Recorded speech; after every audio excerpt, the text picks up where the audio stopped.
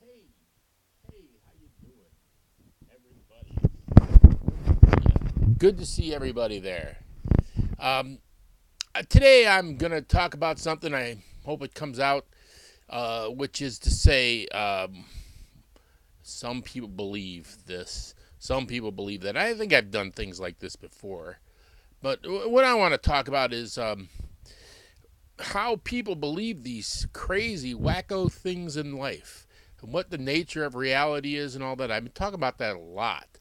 Um, and then what I want to talk about first of all is I was reading the studies recently that seem to point out that there are differences between the right and the left brain people, and and oddly enough, it's right and left political positions, and the conservatives and the liberals have different kinds of brains. This is a study that somebody did. And, today they have all kinds of modern types of observation equipment that they didn't have even 20 years ago, such as CAT scans and magnetic resonance imagery and all the electrocardiograms. What essentially they can do nowadays is they can look inside of a person's, the neurologists with the resources to do this can look inside of a person's brain as they're thinking and find out what part of their brains are doing different kinds of thinking. So you can see like where the electrical activity is and where the blood flow is and what section of the brain when they're presented with different stimulus. And one of the things that they did was they this had to do with poker and some other things where you had to make decisions. And then after they did that and they studied these different people, they asked them a series of questions and what is your political leaning and so forth. And with about over a 70% accuracy rate, they were able to predict uh, a person's political leanings based upon their brain functions when they were presented with a decision. So what essentially it was, if I can remember the details of it, it's ironic, but the right wing people used the right portion of their brain more frequently, and what they used mostly was something called the amygdala, which is a not a higher brain function but a middle brain function, which is a survival for danger and response to danger and so forth. And when the left brain people were given their choices, they used something called the posterior insula, which is more of a upper brain function that had to do with empathy and so forth. So they, I've heard Rush Limbaugh even talk about, oh, the liberals make their decisions based on feelings. Whereas, and they're trying, as opposed to like the right wing, he says, which makes their opinions based upon fear and response, which is a more logical. And, you can't blame people for this because what I guess you might say is that the people make decisions based upon millions and millions and hundreds of millions of years of evolutionary uh, brain techniques, that were developed. So, you know, but I'm of the opinion, generally speaking, then, that I can't convince anybody to believe anything whatsoever. If you want to believe what you want to believe, it's because you want to believe it. It's not because I don't think hardly anybody makes too many choices based solely upon the rational evidence that's presented to them objectively. I don't think so. I mean, scientists say that that's the case, but there's scientifically minded people, according to this study. You're a left brain person if you respond in that way. Well, I mean, I guess I'm a left brain person, maybe mostly. But, whoever changes their mind really very much about anything? That's what I want to know. Who changes their mind about anything? Once you're about a certain age, man, you're pretty much written in stone.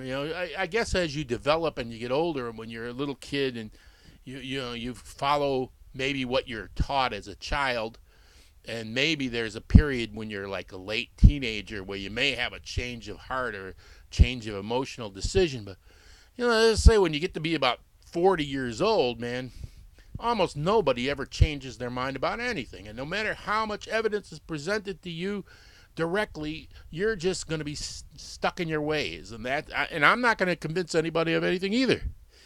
But why do people believe the things that they believe? They believe such, in my opinion, crazy nutso things. Like the good one is the flat earth people, which seems to be popular in this last couple of years. For some reason, a bunch of people, they're probably based on Christianity and the Bible, which tells you that there's a firmament, and all that. And they believe that the earth isn't round, but it's a flat earth, and it has this dome over the top, and the sun and the moon are only a short distance away. And I could present evidence to the contrary. In my own personal observation, if you stand down by the lake nearby here, or if you're on the west coast of Florida, you could sit there and watch the sunset.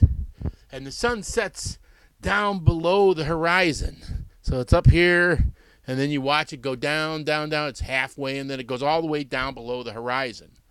Now, if the earth were flat like they say, how could it go below the horizon? It would be dark all over the world. Once it's down below the flat horizon, then the whole world would be dark. Well, then you can call, I call my brother who lives in Washington, or rather Oregon, which is on the west coast, and I called him, and it's about 7 o'clock in the evening. It was dark as could be around here. And I said, hey, is it still light out there? And he says, yeah, still light out here, sun's still up. But where I was, it was dark. Well, if it went down below the horizon and the earth is flat, then how could it be light there and dark here? I'm sure they have some kind of wacko reason that they explain that, but it doesn't make any sense logically in my mind. But that's beside the point. I mean, these are people, a lot of people want to believe, it's not based on facts. It's not based on evidence. What anybody believes, I think, is hardly based on facts and evidence. Because if I'm looking at myself, when I believe the things that I tend to believe, I don't believe, I can't tell you that for example, the solar system goes on for trillions of miles or billions of miles. How would I know that? I'm just taking that based on faith, largely on faith of what scientists tell me is true. Or DNA. How do I know something like DNA even exists? I can't look. I don't know I'm just sitting in my house here watching it on TV or reading it in a book. They could all be lying to me. How do I know? Because I've made a decision to believe what scientists say and what the current paradigm is in belief in science. And of course, I understand science and how it works is that you don't believe anything. At least I don't. Let me explain it to you how I believe things and don't believe things. I believe the only thing I follow Descartes, and I've said this in other videos. The only thing I know for certain is my own existence. I know that 100%. Everything else goes down from that. So, do I believe that this thing here is here? Yeah, I'd say about 98% sure that it's here. Do I believe that there's somebody else, some other human beings in the world? Well, I'm about 95% sure that there's other human beings in the world. Do I believe that that China is on the other side of the earth? I'm about, maybe 90% sure of that. Do I believe that we live in a representative democracy? I'm about 85% sure of that. Do I believe?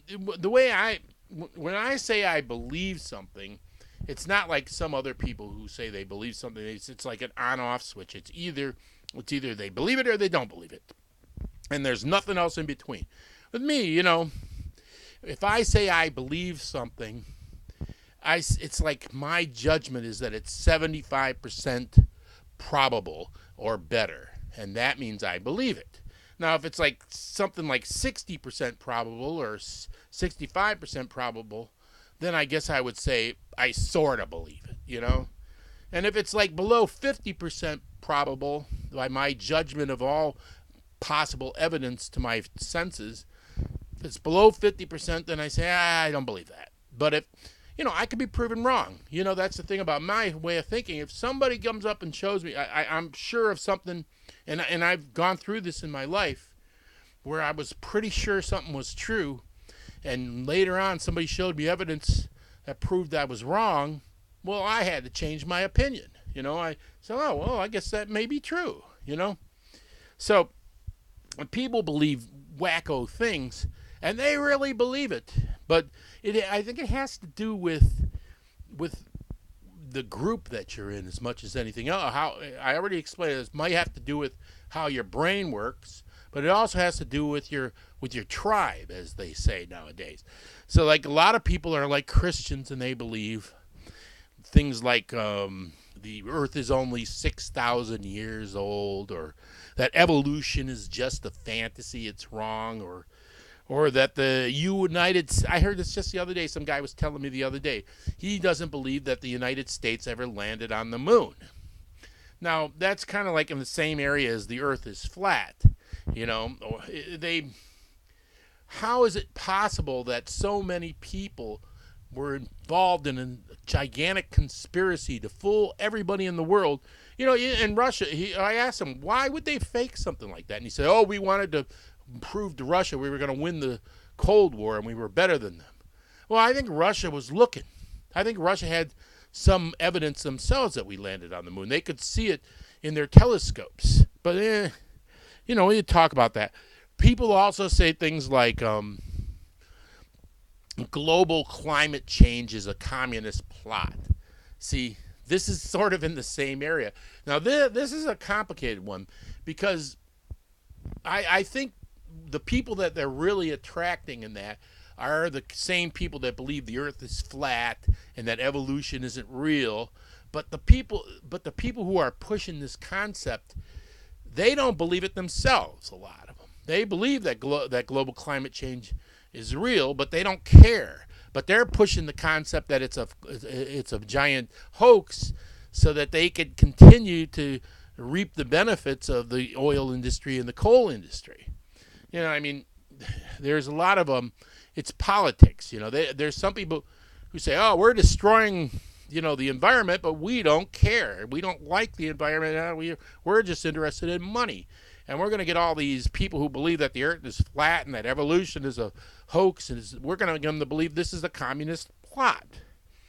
It's kind of like, what's another one that they always believe a lot is laissez-faire politics always brings about the best possible solutions for things. So the best possible thing you can have for an economic system is no government controls and no taxes. See, it's kind of in the same area there. They believe this, even though they have absolutely no proof that that's even the case. There's never been anything to prove that, but that's something that they believe in almost religiously. Or what's another one? There's more dangerous ones, like, vaccinations cause autism, or the genetically modified food is dangerous. See, these are things that may actually cause damage in the long run. Like people don't get vaccinated and they end up getting mumps, and they end up getting encephalitis, and their kids die, and or your kids die as a result of them catching it from all these other people. It's ignorant, but what can you say? You believe what you choose to believe without any evidence, and a lot of things are like, you don't need evidence. So let me tell you the cow moo theory. The only reason that cows go moo is because they know that people know that they're going moo. And no matter what you do, they know you're going moo because they're psychic. And that's the truth.